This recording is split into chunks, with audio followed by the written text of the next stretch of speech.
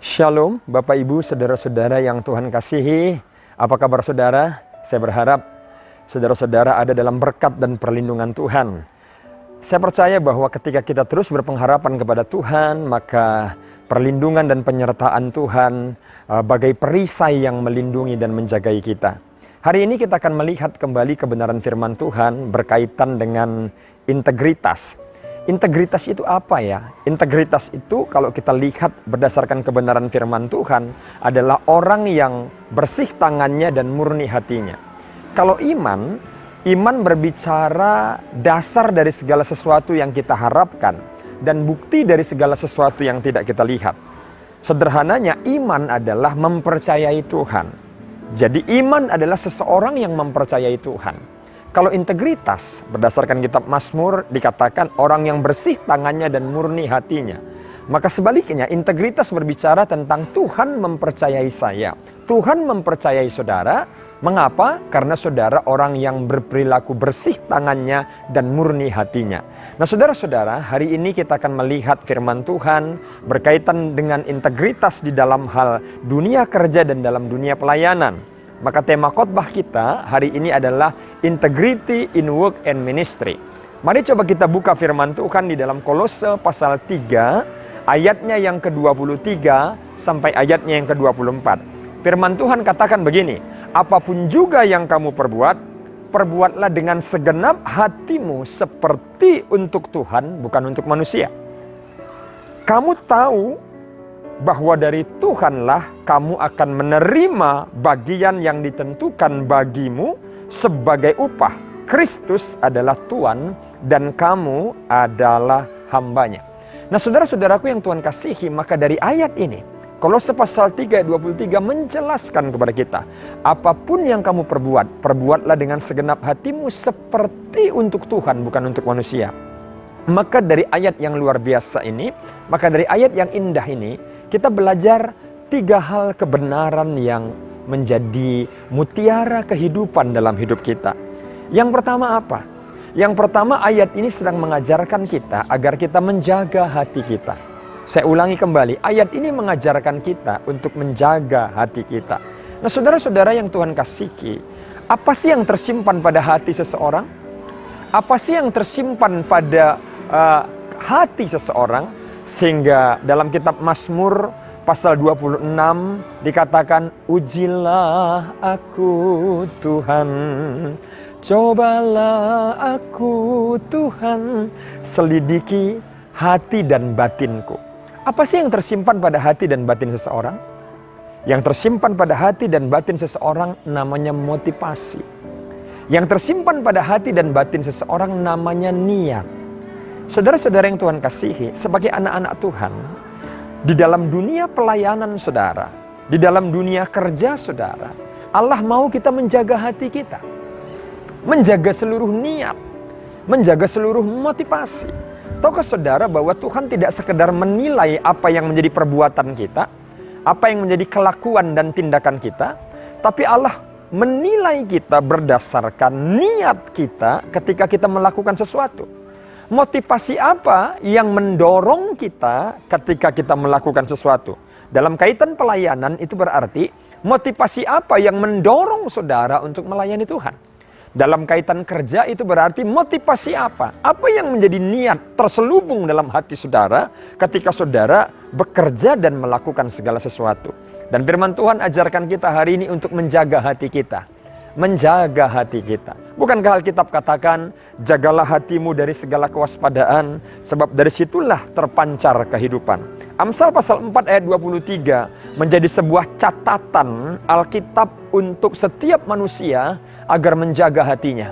Jagalah hatimu dari segala kewaspadaan, sebab dari situlah terpancar kehidupan. Itu berarti kalau orang tidak menjaga hatinya, itu berarti kalau orang tidak waspada di dalam menjaga hatinya, maka terbuka ruang dalam hidupnya untuk mengalami yang namanya kekecewaan, kepahitan, kemarahan, dendam, dan hal-hal yang lain yang sifatnya saudara-saudara adalah melahirkan kepahitan, kekecewaan, dan sesuatu yang buruk. Maka orang kalau tidak menjaga hatinya, bukan kehidupan yang akan terpancar, tapi kematian. Orang yang tidak menjaga hatinya, kebalikan daripada ayat ini, maka dari hidupnya terpancar kematian, bukan kehidupan. Sesuatu yang berbau amarah, sesuatu yang berbau kebencian, sesuatu yang berbau dendam, dan itu tidak akan pernah menjadi berkat. Anak Tuhan di dalam pekerjaan, di dalam dunia kerja, dalam dunia pelayanannya, kalau belum menyelesaikan hatinya, dia belum selesai dan dia belum mengerti bahwa dia harus menjaga hatinya dari segala kewaspadaan, maka kehidupannya akan menjadi kehidupan yang tidak memuliakan Tuhan. Jaga hati, ini menjadi kunci untuk kita melangkah pada tahap berikutnya. Yang kedua, selain menjaga hati, Allah mau kita menjaga kinerja kita. Ketika Alkitab katakan, apapun yang kamu perbuat, perbuatlah dengan segenap hatimu, seperti untuk Tuhan, bukan untuk manusia. Artinya, Allah mau ada kesungguhan di dalam kita melayani Tuhan. Allah mau ada kesungguhan dan totalitas di dalam kita bekerja. Jadi bukan soal apa pekerjaannya, bukan soal apakah saudara hanya karyawan biasa, apakah saudara kerjaannya kerjaan yang mungkin di mata masyarakat bukan kerjaan yang masuk kategori strata sosial yang level atas. Tetapi hari ini Alkitab mengingatkan kita bukan soal apa jenis pekerjaannya, apa level pekerjaannya, tapi yang Allah kehendaki ketika kita bekerja, kita menghasilkan kinerja, menghasilkan etos kerja yang terbaik. Saudara-saudara yang Tuhan kasihi, Tuhan tidak saja menerima hal yang baik dari saudara, tapi seharusnya Tuhan layak menerima yang terbaik dari saudara. Yang percaya katakan amin. Yang terbaik, tidak sekedar baik, tapi yang terbaik. Karena itu sebagai anak-anak Tuhan, mari kita jaga kinerja kita, jaga etos kerja kita, sehingga di dalam pekerjaan kita ditemukan oleh pimpinan kita, oleh atasan kita, bahkan kalau dalam dunia pelayanan oleh gembala kita, para koordinator kita, sebagai pribadi yang ketika bekerja, sungguh-sungguh bekerja dengan baik. Saudara-saudara, coba kita merenung. Kita sudah menjaga hati kita. Hati kita murni, kita tidak benci orang, kita tidak menyakiti hati orang, tutur kata kita jaga. Ketika kita berbicara, kita bicara dengan sopan dan tidak pernah menyakiti hati orang lain. Tapi coba bayangkan saudara kerja di satu perusahaan, lalu saudara datangnya telat.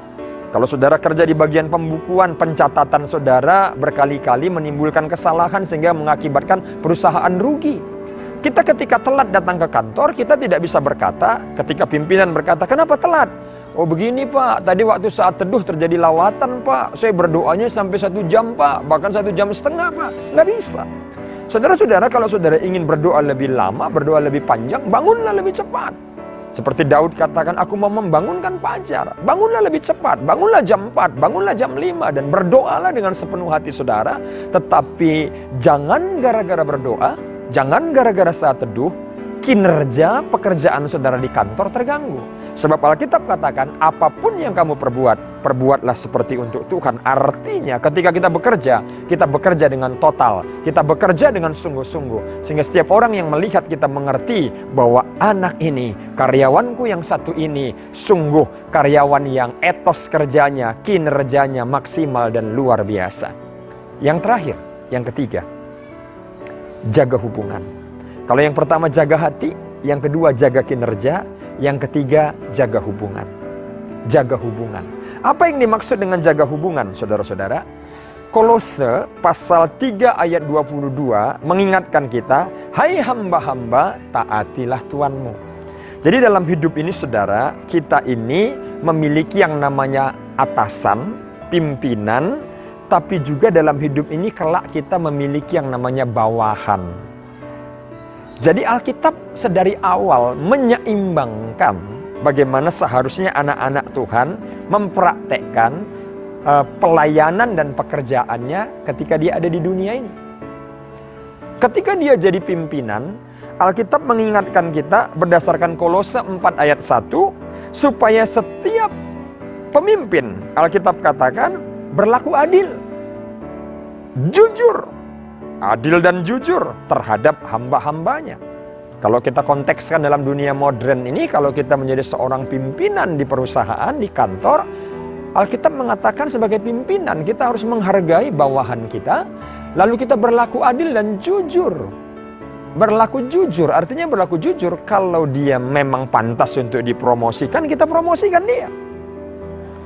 Alkitab juga katakan lebih jauh, saudara, di dalam Efesus 6 ayat 5, "Hai Tuan, Tuan, jauhkanlah ancaman kepada bawahan saudara." Itu berarti sebagai seorang pimpinan, kita harus memandang karyawan kita, bawahan kita sebagai mitra yang kita jauhkan sifatnya ancaman-ancaman, intimidasi. Tetapi sebagai bawahan kita harus hormat, kita harus takut dan gentar kepada para pemimpin kita, bukan berdasarkan takut kepada sisi manusianya, tapi karena kita menghormati dan mengasihi Tuhan. Bagaimana dengan kita? Apakah kita sudah menjaga hati kita? Apakah kita sudah menjaga etos kerja kita, kinerja kita? Sehingga ketika engkau melayani, kinerjamu maksimal. Ketika engkau bekerja di dunia kerjamu, pekerjaanmu didapati menjadi pekerjaan yang the best. Yang berikutnya, jaga hubungan. Jangan sampai hanya karena mengejar karir, kita halalkan segala cara. Orang lain kita singkirkan, pimpinan-pimpinan kita berontak dan semacamnya. Itu bukan cara yang dikehendaki Allah dalam diri saudara. Saudaraku yang Tuhan kasihi, hari ini kita sadar bahwa di dalam hidup kita harus lebih lagi mengasihi Tuhan dan mempraktekkan kehidupan yang berintegritas dengan cara yang sangat sederhana, yakni jaga hati kita, jaga kinerja kita, dan jaga hubungan satu dengan yang lainnya. Jangan saling menyakiti. Saudara-saudaraku yang Tuhan kasihi, anak-anakku yang ada di Pineng, walaupun situasi masih belum tetap ideal di situasi seperti sekarang ini. COVID memang mulai mereda, kurvanya mulai melandai, tetapi kita harus tetap waspada. Kita harus tetap mengandalkan Tuhan dan jaga hati kita. Sebab hidup ini adalah kesempatan. Hidup ini adalah kesempatan untuk melakukan yang terbaik dan melayani Tuhan. Saya percaya tangan kemurahan Tuhan sanggup menolong kita di tengah situasi seberat apapun. Bekerjalah dengan baik. Mungkin ketika engkau bekerja dengan baik dan sungguh-sungguh, pimpinan belum memberikan reward, belum memberikan penghargaan. Tapi ingatlah yang apa kata Alkitab. Alkitab katakan di dalam Amsal 19 ayat 17, jika kita berbelas kasihan kepada orang lain, dan kita dengan total melakukan segala sesuatu, kita menolong orang lain, kita mempiutangin Tuhan. Mulai dari saat ini, jangan pernah ragu untuk berbuat baik kepada orang lain. Jangan pernah ragu untuk memberikan etos kerja terbaik saudara buat kantor saudara. Di kilang saudara, di pabrik di mana saudara kerja, di kilang saudara, beri yang terbaik. Beri the best dalam hidup saudara. Dan saya percaya walaupun kadang kita tidak dapat reward dari manusia, tetapi Alkitab katakan apa yang kita lakukan dilihat oleh Tuhan. Dan ketika kita berbuat baik dan berbelas kasihan kepada orang-orang yang membutuhkan, kita mempiutangin Tuhan. Artinya Tuhan yang akan membalaskan kepada kita seluruh kebaikan yang kita pernah lakukan kepada orang lain. Jadi mulai hari ini, kalaupun di dalam dunia ada istilah lupa kacang akan kulitnya, di dalam dunia ini dan dalam praktek hidup saudara kadang kita diperhadapkan, kita pernah tolong orang lain, kita pernah berbuat baik kepada orang lain, kita pernah berbuat baik kepada orang lain saudara, tetapi dia tidak balas kebaikan kita dengan kebaikan. Kadang air susu dibalas dengan air tuba. Jangan khawatir saudara. Kita percaya bahwa Tuhan sanggup menolong saudara dan memberikan upah yang terbaik buat saudara. Tuhan memberkati, nama Tuhan ditinggikan dan dimuliakan dalam hidup saudara. Kita bersatu dalam doa. Tuhan Yesus, kami mengucap syukur buat berkat dan anugerah-Mu yang Kau berikan dalam hidup kami. Tuhan, Engkaulah segalanya bagi kami. Tuhan, kami percaya ketika kami berpengharapan kepadamu, ketika kami terus menabur kebaikan, ketika kami terus menjaga hati kami, ketika kami mempraktekkan kehidupan untuk menjaga hubungan kami satu dengan yang lainnya, menjaga hati kami tetap dalam kemurnian dan ketulusan hati, dan menjaga kinerja kerja karya kami, maka nama Tuhan akan ditinggikan dan dimuliakan. Berkati seluruh jemaat-Mu yang ada di Pineng, lindungi mereka, Bungkus mereka dengan darah-Mu. Berkati pekerjaan mereka, usaha pekerjaan mereka, pabrik-pabrik kilang di mana mereka kerja. Tuhan berkati sehingga nama Tuhan dimuliakan di dalam hidup mereka. Terpuji dan termulialah nama-Mu ya Tuhan. Dalam nama Yesus kami berdoa, kami mengucap syukur. Haleluya. Salam sehat, salam bahagia. Tuhan Yesus memberkati.